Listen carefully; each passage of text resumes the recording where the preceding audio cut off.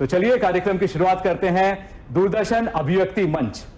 सबसे पहले मैं पूछना चाहूंगा डॉक्टर चंद्रमोहन उपाध्याय जी से कि सर आपकी क्या राय है कि कैसे प्रोग्राम को और बेहतर बनाएं। कहते हैं जब बिहारी वर्णन करते हैं सौंदर्य का तो कहते हैं कि सूधो पाव न परत महि शोभा ही के भार, भूषण भार संहारिये क्यों ये तन सुकुमार, और सूधो पाव न परत महि शोभा ही के भार। जब प्रसाद उसका वर्णन करते हैं तो प्रसाद का वर्णन बिल्कुल ही डिफरेंट होता है। चीज वही वो कहते हैं लेकिन चित्रवृत्तियों का बदलाव आप देखेंगे कि कौन हो तुम बसंत के दूत विरस पतझड़ में अति सुकुमार, घन तिमिर में चपला की रेख तपन में शीतल मंद बयार। बात वही कहनी है। ठीक उसी प्रकार हमारे जो कार्यक्रम दूरदर्शन के थे बहुत ही अच्छे कार्यक्रम थे, लेकिन कहीं हम कनेक्ट नहीं कर पा रहे हैं। जो आज का बदलाव, जो युवा पीढ़ी है, हमें उस कैचमेंट एरिया को पहचानना होगा कि जिससे हम उसकी ज़रूरतों को, जैसे सबसे बड़ी ज़रूरत आज की डेट में कैरियर काउंसलिंग की है, जो लड़कों के बीच में तनाव उपज रहा है जो इस हाई स्कूल इंटरमीडिएट को लेकर के, उसके अलावा युवकों में नशाखोरी की प्रवृत्ति जो बढ़ रही है, इन तमाम सारी चीज़ों को लेकर के हम रोचक कार्यक्रम बना सकते हैं। इसलिए कार्यक्रम की गंभीरता के साथ साथ उसकी रोचकता बहुत आवश्यक है जी। उसको संपर्क करना, प्रचार प्रसार करना। हमारे बहुत अच्छे कार्यक्रम दूरदर्शन पे आते हैं लेकिन हम इतने पढ़े लिखे होने के बावजूद हम नहीं जान पाते। तो जो हमारे गाँव के लोग रहने वाले हैं या जो हमारा युवा वर्ग है जो कि बिजी भी है, उसके पास तक हमारी सूचना पहुंचनी चाहिए जी।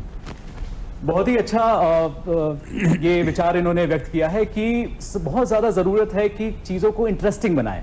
और मैं आपको बताना चाहूंगा कि आलोक कुमार जी देखिए साथ ही साथ अपनी अभिव्यक्ति कर रहे हैं और आपके लिए खूबसूरत पेंटिंग बना रहे हैं सभी दर्शकों के लिए। तो चलिए मैं आचार्य सौमेंद्र शुक्ला जी से जानना चाहूंगा कि आपकी क्या राय है। जब से मुझे याद है कि जब से मैं बहुत बचपन से ही, दूरदर्शन ही पहले हुआ करता था, हम लोग ग्रामीण जीवन से बिलोंग करते हैं, तो दूरदर्शन होता था और उसमें जो कि अभी सबसे पहले बताया कि हनुमान चालीसा और जो हनुमान का जो जय हनुमान और ये कृष्णा करके एक नाटक आता था, रामानंद सागर जी की एक महाभारत जो है रामायण आती थी जी। तो मुझे याद है कि मेरे गांव में जो है लगभग सैकड़ों लोग आकर के उसको देखते थे। एक ऐसी अभिव्यक्ति प्रस्तुत करता है, एक ऐसा आज तक कोई भी किसी प्रकार का फूहड़पना दूरदर्शन कभी आज तक नहीं परोसा।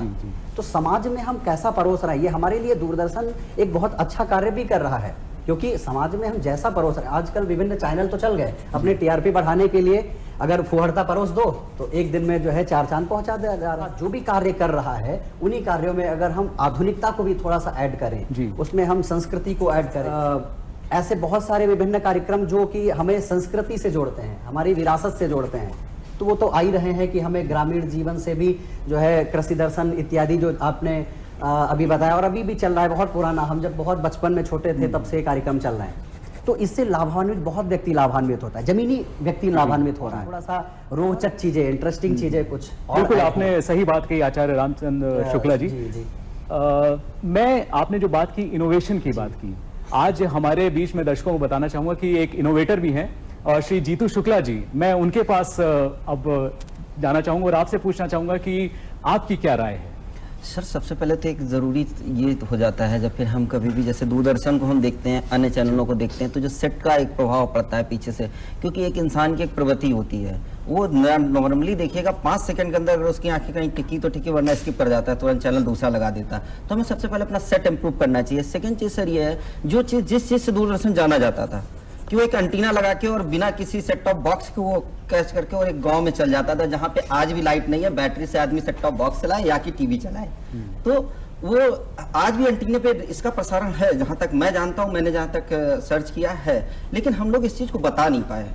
चीज ये है कि जैसे जो इनोवेशन है, इनोवेशन के कहीं कोई एक हफ्ते में एक प्रोग्राम 1 घंटे का, और बहुत सारे ऐसे इनोवेटर हैं जो कि कहीं ना कहीं ग्रामीण क्षेत्र से आते हैं, इनको तराशना पड़ेगा और बहुत सी कोई ऐसा एक प्रोग्राम लेके आना पड़ेगा जिसमें इनोवेशन कुछ आए, नया, लोगों को देखने की जागरूकता बढ़े।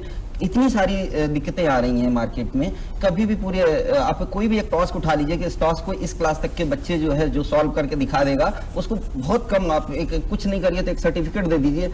मैं जानता हूँ हजारों बच्चे आएंगे, और जब हजारों बच्चे आ जाएंगे तो उनके माँ बाप तो दूरदर्शन देखेंगे।